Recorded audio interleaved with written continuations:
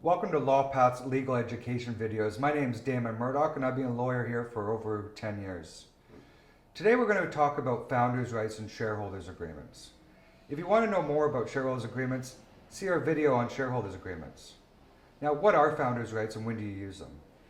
Essentially, founders' rights in my terms, and every lawyer has a different term when they say founders' rights, but in my terms, I believe that founders' rights means that as long as a founder has shares in a company, that founder has a right to sit at the board and appoint a director.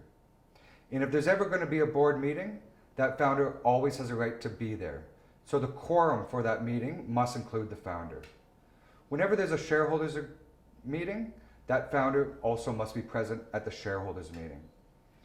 So what it does is it makes sure that the founder is always on the board and always has an option to voice their opinion. Some other clauses that you normally put in is special resolutions or founder resolutions. This is where you include at the back of your shareholders agreement something normally called critical business decision-making decisions or major decision-making powers or something along those lines. And essentially that says that these decisions cannot be made without the affirmative vote from the founder. I like to say it's kind of like the UN. Russia ultimately gets the veto right.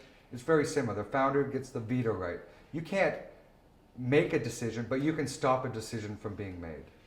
So for instance, you might include the company's not going to be wound up without the founder approving it. The company's not going to hire a person for more than $200,000 salary without the founder voting in favor of it. They're not going to issue shares without the founder voting in favor of it.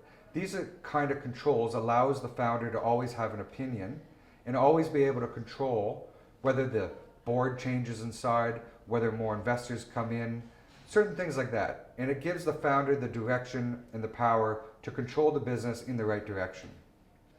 There also are deadlock provisions where maybe a board can't agree. In those situations, sometimes we put a deadlock provision that says if the board can't reach a decision, then the founder gets the ultimate say. One other thing that I normally include in founders' rights is that no one has a right to remove the founder as a director.